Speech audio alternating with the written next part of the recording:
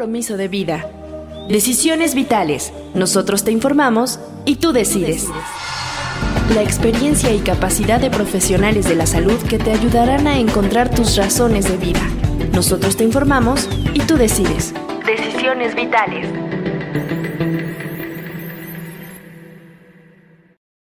Bienvenidos a Decisiones Vitales. Soy Alejandro Águila, conductor del programa, y deseo que el día de hoy, con la información que les vamos a compartir y un tema muy interesante, que es el suicidio y la salud mental, podamos informarles, orientarles y prevenir respecto a esta conducta que ha afectado a tantas personas y que en la medida que conozcamos la problemática de la salud mental en México y en el mundo, sabremos cómo detectar algunas condiciones adversas, algunas situaciones patológicas, y para ello tendremos un especialista. Le damos la bienvenida a Mariale Buenfil. ¿Cómo estamos, Mariale? Hola Alejandro, muy bien, gracias. Pues muy contenta de estar con todos ustedes en esta nueva transmisión.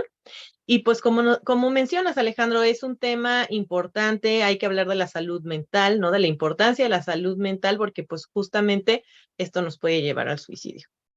Y pues bueno, quisiera mencionarles nuestras redes sociales y nos pueden encontrar en todas las plataformas de podcast como Suicidología, ahí los estamos esperando, al igual que en YouTube como alejandro.águila, ahí nos pueden ver. Y en la página de suicidología.com.mx pueden encontrar más información al respecto sobre el suicidio, varios artículos, talleres. Entonces, pues no duden en entrar. Muchas gracias, Mariali. Recordarles también en la Ciudad de México el 55 46 31 33 07, un correo electrónico donde nos pueden escribir si están solicitando algún tipo de ayuda profesional en info@suicidología.com.mx. Bien, pues para dar inicio, es un honor que esté con nosotros el doctor Jorge Gabriel Chávez Dosal, y quisiera leerles un pequeñito resumen de su amplio currículum. Tuve la oportunidad, Mariale, de conocerle a Jorge en Chihuahua, en un evento muy grande que tuvimos con las autoridades, precisamente para que Chihuahua, que es un estado con alto índice de suicidios, tuviera el primer programa estatal para la prevención del suicidio. Jorge es jefe de Servicio de Salud Mental y médico adscrito en atención a niños y adolescentes del Hospital Infantil de Especialidades del Estado de Chihuahua. Esto desde abril 2019, hasta la fecha. Tiene la maestría en Administración y Gestión de Servicios de Salud de la Universidad Anáhuac en la Ciudad de México, Campo Sur. Esto desde mayo del 2019 a la fecha. Responsable y jefe de la Clínica de Autismo, Trastornos Físicos, Sensoriales y de Neurodesarrollo de la Ciudad de México y médico adscrito en atención a niños y adolescentes, pacientes de la Clínica de Autismo desde febrero 2018 hasta abril 2019. También jefe del área de salud mental del Centro de Rehabilitación e Integración Social, CRIS, de Iztapaluca, en el Estado de México, implementando también la administración y desarrollo y gestión del programa de salud comunitaria dirigidos a la atención de niños y adolescentes con discapacidad intelectual y trastornos del espectro autista desde el 2017 y febrero 2018. Por mencionar solo algunas de las cosas que ha desarrollado el doctor Jorge. Bienvenido, Jorge. Gracias. ¿Qué tal, mi estimado y querido doctor Águila? Muy bien. Muy contento por la invitación y por poder compartir este espacio con estos colegas tan apreciados, con los cuales podemos discurrir y hablar y generar pues nuevas formas de opinión y de conocimiento, ¿no? Para atender a la salud mental. Exactamente, Jorge. ¿Y cómo definiríamos la salud mental? Pues la salud mental parte de un término complejo, no porque sea difícil necesariamente, sino porque ha habido muchas formas de reconocer, primero que nada, la salud y segundo, a la salud mental. La salud, históricamente, ha tenido diversas concepciones. En un momento, cuando se empezó a estudiar la salud mental, por ahí digamos de del siglo XVIII, XIX, la salud en términos generales se hablaba como la ausencia de enfermedad, se entendía como un estado en el cual no existe enfermedad. Posteriormente, a partir de la creación de la OMS, y muy específicamente después de la segunda mitad del siglo XX, la salud se ha entendido o se ha conceptualizado en un modelo biopsicosocial en el cual una persona, un individuo, se entiende saludable cuando es funcional, cuando tiene un estado de bienestar físico, mental, emocional, y cuando es capaz de integrarse a su sociedad, a su cultura, ¿sí? En este sentido, la salud mental pues tiene una correspondencia muy estrecha. La salud mental, si bien no la podemos mesurar de alguna forma con algún estudio paraclínico, decir, esta persona con tal nivel de glucosa en la sangre o tales niveles de tales laboratorios está en un parámetro de normalidad esperado, ¿no? Podemos decir que esté en condiciones óptimas de salud mental. Sí podemos pensar o concebir a una persona que es capaz de funcionar en su contexto, que se siente satisfecho, que tiene buenas relaciones interpersonales, que trabaja y que contribuye a su comunidad y a su entorno. Obviamente, pues está inmerso en su cultura, en un idioma, en una religión y también en un momento histórico.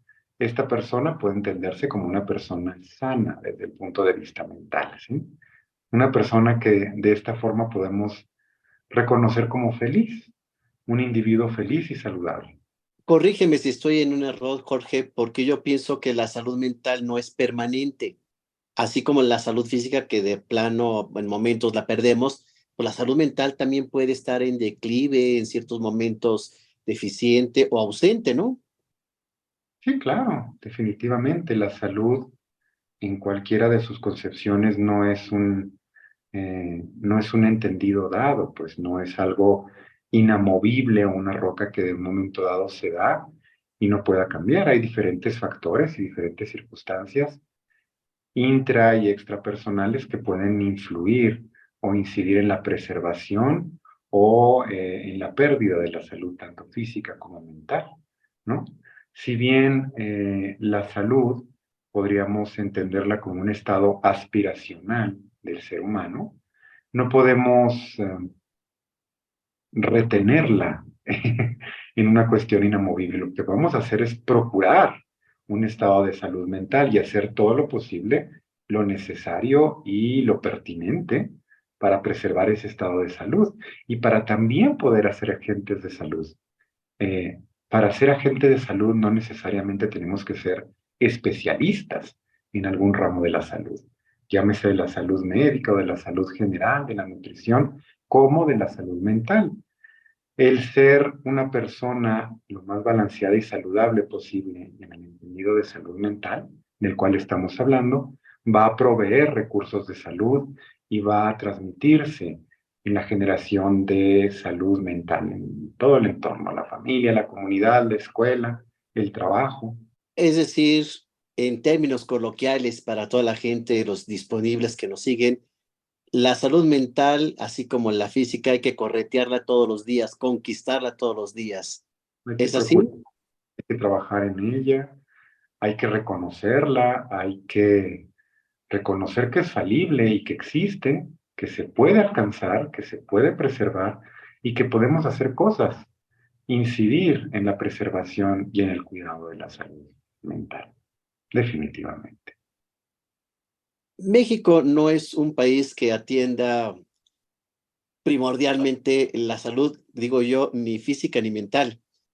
¿Qué tan malo, qué tan bien, cómo estamos en México con respecto a la salud mental? Porque hablando de suicidio, pues sabemos que se ha ido incrementando mucho, en forma exponencial, inclusive cada año vemos más número de suicidios y pues está muy relacionado a una depresión, a un trastorno de ansiedad, a una patología. Es decir, cada vez hay más enfermos de salud mental. Claro, qué bueno que tocas este tema, mi querido doctor, porque pues tenemos que hablar de las verdades escabrosas, ¿sí? Tenemos que reconocerlas para poder realmente tomar responsabilidad, no derivar culpas ni asumir culpas que nos paralicen.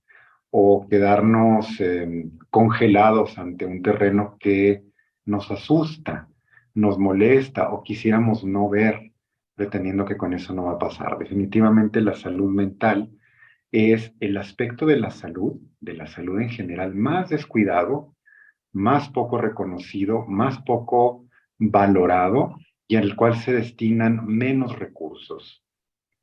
Hace un momento te comentaba que de todo el presupuesto de salud, menos del 3% es asignado a la atención a la salud mental en todas sus variantes, ¿no? Desde la compra de medicamentos, contratación de personal, eh, promoción de la salud, establecimiento de centros especializados en la salud mental, por lo cual, pues bueno, tenemos un escenario bastante triste. Ahora, eso pasa en nuestro contexto, en nuestro país, pero la situación tampoco es muy diferente de lo que pasa en otros lados. Las cifras de la Organización Panamericana para la Salud, de la OMS, de la OEA, pues nos hablan más o menos de una continuidad en este sentido. Hay países que quizás inviertan un 5% del presupuesto de la salud a la salud mental. Aquí tenemos otra situación muy alarmante.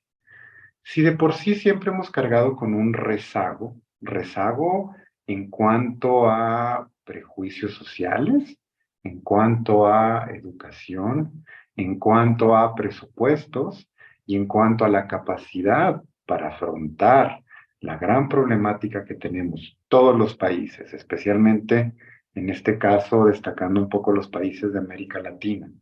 No porque seamos los únicos ni los más, sino porque somos los más cercanos, porque somos hermanos y los que nos entendemos y podemos hablar un lenguaje común, ¿no? Eh, Aunado a todo esto que te comento y que ya de por sí es alarmante y peligroso y bueno, definitivamente riesgoso, después de la pandemia o durante la pandemia, pero más bien después, que es cuando empezamos a ver situaciones secundarias a todo el fenómeno que se desató por el COVID-19, pues la salud mental ha sido el aspecto más alarmante, más terriblemente incrementado en cuanto a la patología en todas las áreas que te puedas imaginar, desbordado en todos los sentidos y creando una gran complejidad en cuanto al sufrimiento, la discapacidad, eh, la grave afectación al tejido social y bueno, pues el aspecto más lamentable que es la culminación o el estado más gravoso de las condiciones asociadas a la salud mental, que tú lo podrás constatar y atestiguar, el altísimo índice de suicidios en todas las regiones, en todas las cifras, en todas las sociedades. Y bueno, particularmente en nuestro país, en nuestro México, que ha incrementado de forma alarmante, muy alarmante, muy por encima de lo esperado y lamentablemente no estamos preparados para afrontar esta situación. Nada nos ha preparado para esto, nada nos preparó para el COVID y nada nos preparó para lo que pudiera venir después. Se sabe que los clínicos, pues nos manejamos a veces a través de manuales. Cuando yo empecé a estudiar psicología, estaba el DSM-3, que era así un librito chiquito, más o menos mediano diríamos. Hoy el DSM-5 son 2 tomos. Mi pregunta, Jorge, ¿hay más enfermos o hay más enfermedades? Porque parece ser que en lugar de... Hay más investigación, ¿no? Mira, de todo hay. Ok. Hay más patología, hay más complejidad y más complicaciones sociales, definitivamente. Te voy a poner, por ejemplo, el caso de las condiciones del espectro autista. Tenemos que ser muy cuidadosos en el lenguaje, no quiero pisar algunas sensibilidades en cuanto a la discriminación. Sin embargo, para fines prácticos y para esta conversación vamos a hablar de autismo o trastornos del espectro autista, con todo el respeto que esto merece. Por supuesto, amamos a nuestros pacientes y eso no tiene nada que ver. Pero este tipo de condiciones o estas situaciones han incrementado exponencialmente, muchísimo, sobre todo en los últimos 10 años. Los papás, los maestros, los pediatras, los colegas médicos, que es la gente con la que yo te puedo decir que colaboro más estrechamente, están sorprendidos por el incremento tan grande que ha habido en este tipo de patologías específicamente. Ahora me preguntan, ¿en realidad hay mucho más personas con una condición del espectro autista? ¿Hay muchos más niños autistas o es que los identificamos mejor? Yo les digo las dos, ¿sí? Eh, el número de diagnósticos de trastornos del espectro autista, de todos los trastornos asociados o todas las condiciones del espectro autista asociadas, ha incrementado aproximadamente en 80 veces al menos, ¿no? De lo que se hacía cuando fue un inicio. Claro, en el momento actual, pues podemos identificar formas variantes de condiciones del espectro autista, no el autismo clásico de Kanner, ¿no? Que era lo que entendíamos anteriormente como autismo, y esto pues evidentemente amplía mucho el panorama de todo lo que podemos incluir dentro de estos diagnósticos. Sin embargo, ¿por qué razones? No sabemos si son cuestiones genéticas, si es la paternidad incrementada en cuanto a edad, si es el consumo de pescado con mercurio del Golfo de México, si es problemas derivados de las alteraciones en el sueño y los niveles de cortisol eternamente con los que vivimos. No sabemos qué es lo que está pasando, pero sí han incrementado en todos los sentidos este tipo de condiciones. Yo te puedo decir, en el caso de los fenómenos emocionales o afectivos, o incluso los problemas psicóticos, también han incrementado sensiblemente. Ahora, tomando el tema de los manuales y las guías de la práctica clínica, yo quiero hacer un paréntesis que es necesario. El paréntesis es, reconozcamos que estos manuales se hacen por consenso. Estos manuales no están hechos en una evidencia necesariamente científica y cambian continuamente conforme se van añadiendo más descubrimientos científicos y tenemos nuevas nociones de qué es a lo que nos estamos enfrentando. Es decir, no son pautas dadas e inamovibles que así vayan a ser y que no se vayan a remover, ¿no? Te voy a poner otro ejemplo en este sentido. Allá por los años 90, cuando se empezó a hacer el DSM-3, que luego cambió al DSM-4, todavía se consideraba a la homosexualidad como parte de un trastorno psiquiátrico. Es decir, las personas que manifiestan una orientación sexual afectiva por personas del mismo sexo, todavía eran consideradas como enfermos, ¿sí? Hasta la nueva edición del DSM-4 al DSM-5, se sacó también de los diagnósticos clínicos psiquiátricos las condiciones de disforia de identidad de género, por ejemplo, que actualmente hablamos de disforia de género, que en otro momento fueron trastornos de la identidad de género o transexualismo. Es decir, las nociones y los diagnósticos en relación a la salud mental tienen que evolucionar, al igual que los profesionales vamos evolucionando, ¿sí? ¿Para qué sirven? Sirven mucho para orientarnos. Yo a los pacientes les digo, bueno, pues vamos a orientarnos en un diagnóstico. Si usted necesita un diagnóstico, quiere saber cuál diagnóstico tiene, entienda que este diagnóstico no es una condena, es una orientación. Antes teníamos unas cosas así que cargamos en los carros, ¿no? Que eran las guías rojis. Ándale. La roja a veces era un mapa así enorme con el cual te tapabas la luz, ¿no? Que te estaba alumbrando. Y ahí tú podías poner un dedito y ver más o menos por dónde está la dirección. Y bueno, ya te orientas, ¿no? Y vas. Así son los diagnósticos en cuanto a salud mental.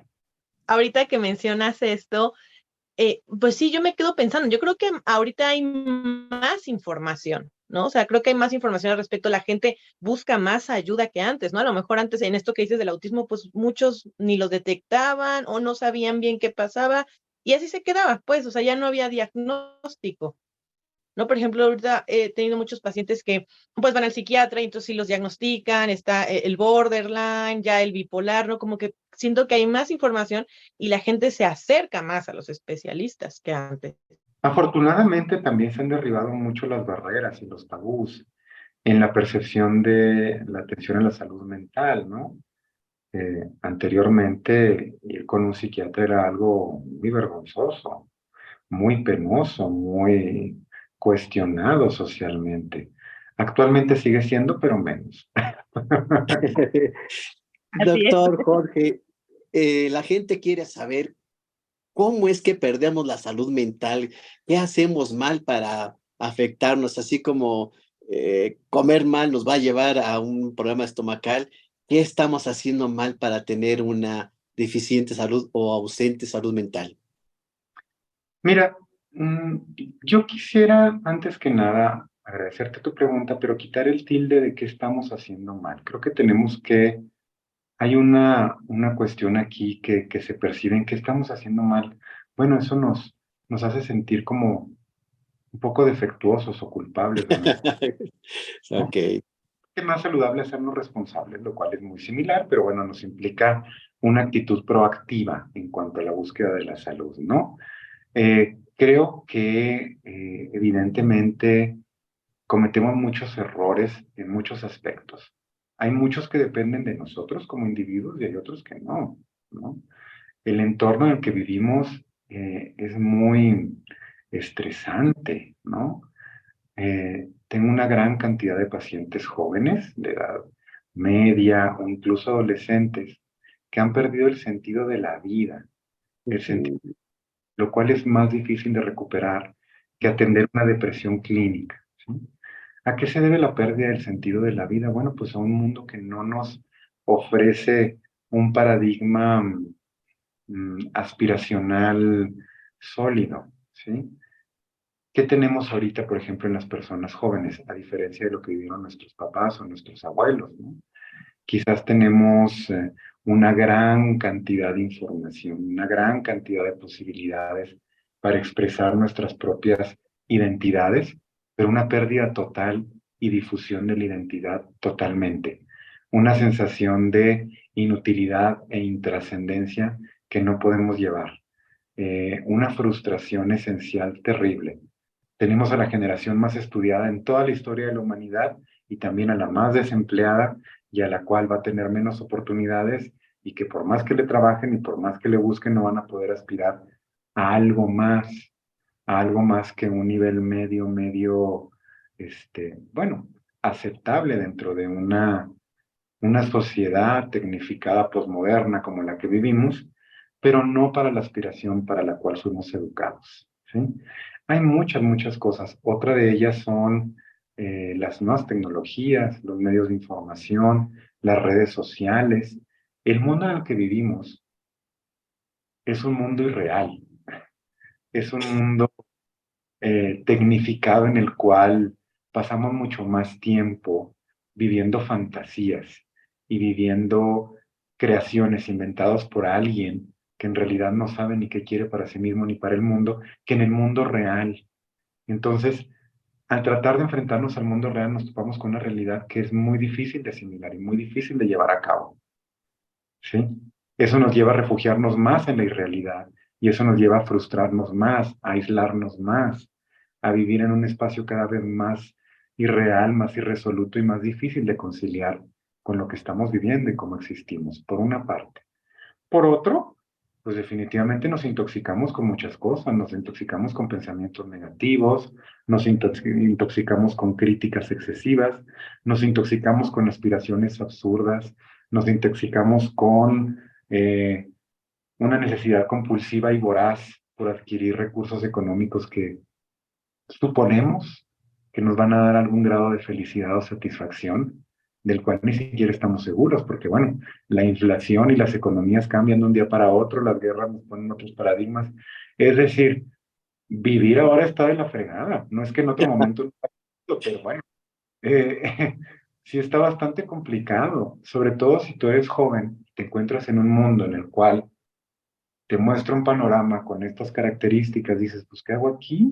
¿No?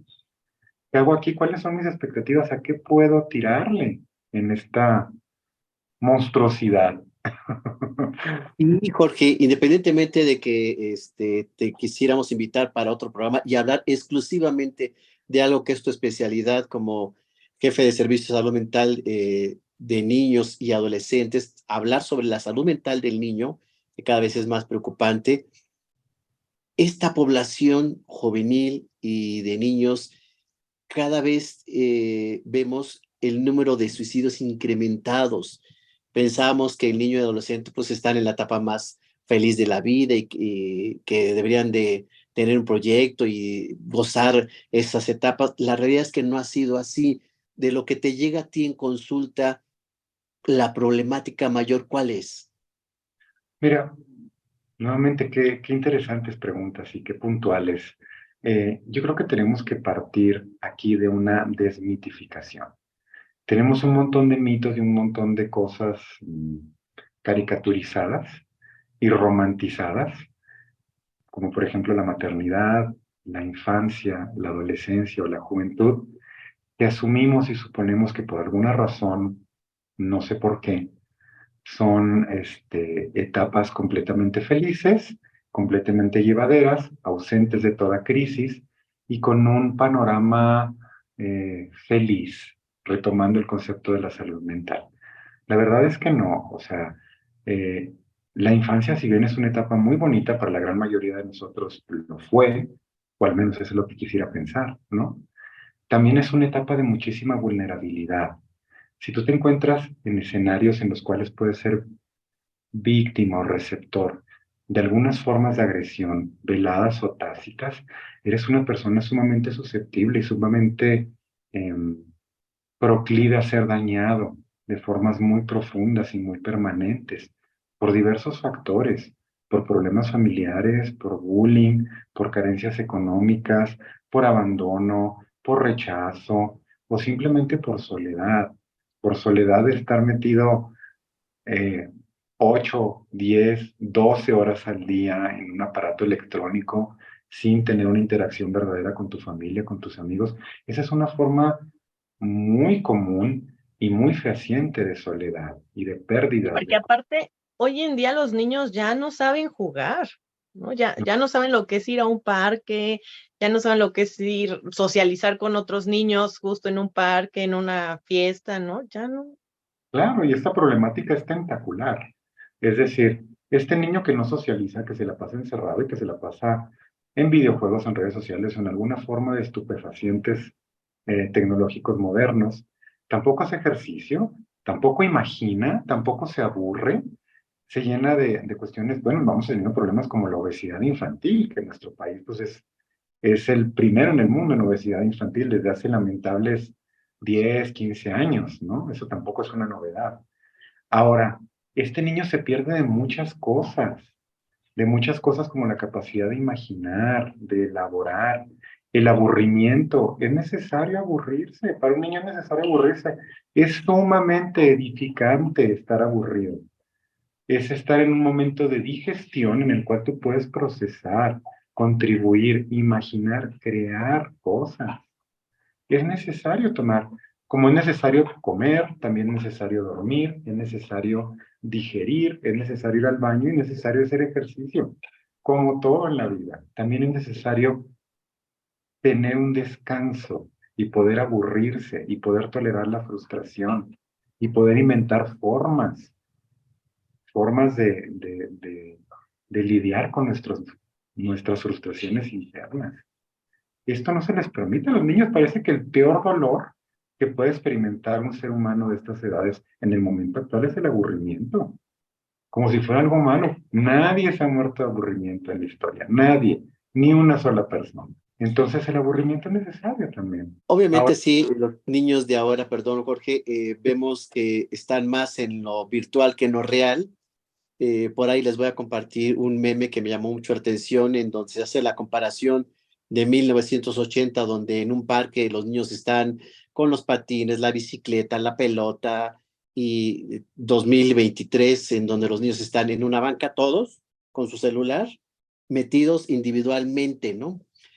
Obviamente la forma a través del internet, pues ha cambiado mucho en cómo el niño vive y convive en su mundo, y por supuesto ha afectado el vínculo, las relaciones, la alimentación, la vida, etcétera, ha transformado, pero no sanamente. Por eso me parece importante tu opinión, Jorge. Es decir, yo insisto, es que la palabra no es que estamos haciendo mal, sino estamos dejando de hacer otras cosas que sí funcionaban, sí buenas, Sí, ¿no? Claro, por supuesto.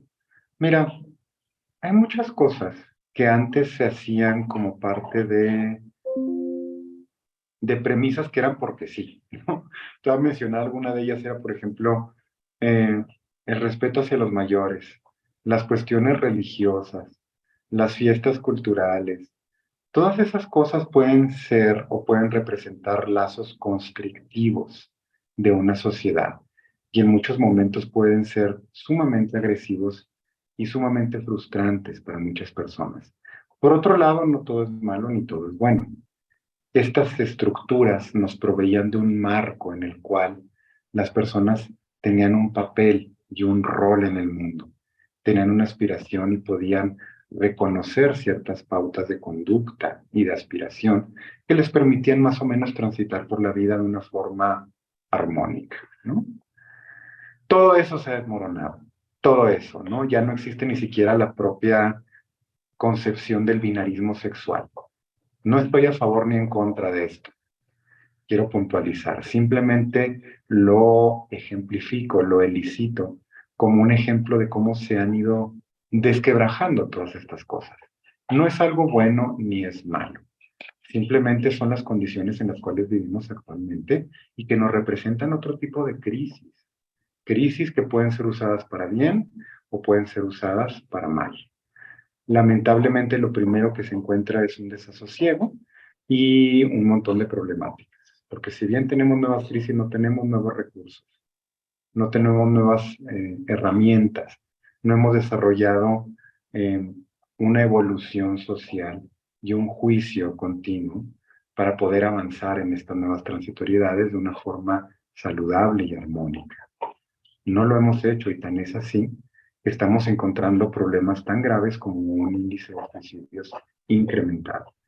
El suicidio, doctor Alejandro, doctores, yo creo que ustedes podrán coincidir conmigo en que no es un suicidio, no es una persona que se mata y ya.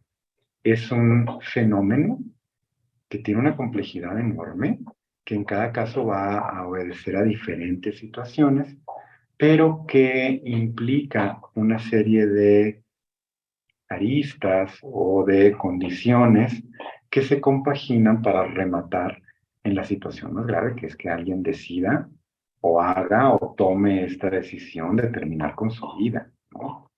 ¿Qué puede ser tan grave y tan dramático como para que alguien pueda decidir terminar con su existencia? De eso Y se trata. multifactorial, ¿no? Sí.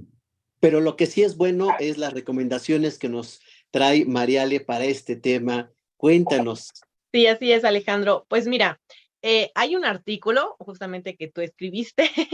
Este lo pueden encontrar en la página de suicidología.com.mx. El artículo se llama El futuro de la salud mental en México. Para que no se lo pierdan, lo pueden checar. Y bueno, de películas y series hay varias. Creo que conforme han pasado el tiempo, ya han habido más información, hay más series que hablan de la salud mental. Hay una que se encuentra en Netflix que se llama Estar bien, no estar bien, ¿no? Aquí podemos ver que es una historia donde los amores del pasado regresan y donde la salud mental se trata desde una perspectiva humana y realista. O sea, todo el mundo le preguntan como, ¿cómo estás, no? Y todos bien, pero pues, ¿qué es ese bien, no? Realmente. Hay Claro. otra serie que se llama Normal People. Esta serie es una adaptación de una novela y cuenta la relación de Marian y Connell, dos jóvenes de muy distinto nivel social desde el instituto, que están juntos desde el instituto hasta la universidad, y se centra en cómo los protagonistas aprenden a crecer y entrar en la edad adulta, gestionando cómo gestionan sus emociones. Los problemas de salud mental como la ansiedad, la autoestima, la soledad y la depresión son tratados en esta serie. Los vamos a ver justamente, pues, por eso se llama Normal People, ¿no? Como las personas normales o comunes podemos entrar en estos estados de ansiedad, depresión y que todo esto nos puede llevar al suicidio. Hay una película que se llama Una historia diferente. En esta película es un chico adolescente de 16 años que por una depresión entra a un psiquiátrico, pero resulta que no había como espacio para que entrara con jóvenes de su edad. Entonces entra a un psiquiátrico de adultos y bueno, ahí va a vivir una gran experiencia porque se va a empezar a dar cuenta también de otro tipo de problemas y uno de los pacientes lo va a proteger. Y justamente pues nos va a hablar de diferentes tipos de salud mental. Y hay una película que habla mucho del suicidio que se llama Las Niñas de Cristal. Esta la pueden encontrar en Netflix. Y es una bailarina que se suicida y bueno, por ende pasa otra bailarina a ser la bailarina estelar, pero pues vemos todos los problemas que tienen estas chicas, ¿no? Esta bailarina y otra amiga, y luego vamos a descubrir por qué se suicidó la primera bailarina. Entonces, es muy interesante ver todos los problemas de salud mental que hay en estas chicas y cómo las llevan al suicidio. Y pues para más recomendaciones me pueden seguir en mis redes sociales, me encuentran tanto en Facebook como en Instagram como psicoterapeuta María Alejandra Buenfil y en Twitter como Mari-Ale-. Qué amable, Mariale. Pues muy buenas recomendaciones. Doctor Jorge Chávez, ¿qué recomendaciones para la gente que nos ve y nos escucha y que logremos una mejor salud mental? Pues mira, primero que nada, yo les recomendaría a todos los que nos puedan escuchar en este momento que se sientan respaldados, ¿sí? La salud mental es susceptible a ser atendida. Existen tratamientos, existen profesionales. No hay necesidad de sufrir en soledad, ¿sí? No hay necesidad de aguantar un dolor que nos produce discapacidad, que limita nuestros años productivos de vida, que entorpece nuestras relaciones interpersonales y que nos quita calidad de ser humanos, ¿no? Y que, bueno, susceptiblemente también nos puede enfermar a la larga. Quitémonos de tabúes. Y quitarnos de tabúes empieza con nosotros mismos, ¿sí? Lo más difícil Lo más difícil a lo que nos podemos enfrentar es el reconocimiento de nuestra propia realidad, ¿sí? El confrontamiento con nuestros propios demonios y la aceptación de que somos falibles y vulnerables y de que necesitamos ayuda. Eso no es malo, ni nos hace menos valiosos, ni hay por qué avergonzarse. Al contrario, nos permite asumir una responsabilidad para nosotros y para nuestro entorno en el cuidado de nuestra propia salud y en la de los demás. De ahí, de ahí partimos para lo que ustedes quieran. Podemos buscar profesionales médicos, podemos buscar profesionales terapéuticos, asociaciones excelentes como la que tú diriges, podemos buscar literatura, podemos buscar guías espirituales. Todo eso se complementa, no es uno o lo otro. Nadie está peleado con ninguna fuerza que actúe a favor del individuo. Todo es bienvenido, todo puede ser útil. Hay que tener cuidado, no caer en estafas definitivamente y en falsas esperanzas y falsas propuestas, ¿no? Que también las hay y terminan estafando y desesperanzando a las personas. Pero a lo que voy es, los recursos existen. Partamos de aquí, reconozcámoslo y tomemos acciones efectivas para tratarlo, ¿no? Vamos todos trabajando en aras de nuestra propia salud y la de los demás. Vamos descubriendo de forma sinérgica formas de cuidarnos. Ayúdenos a ayudarles.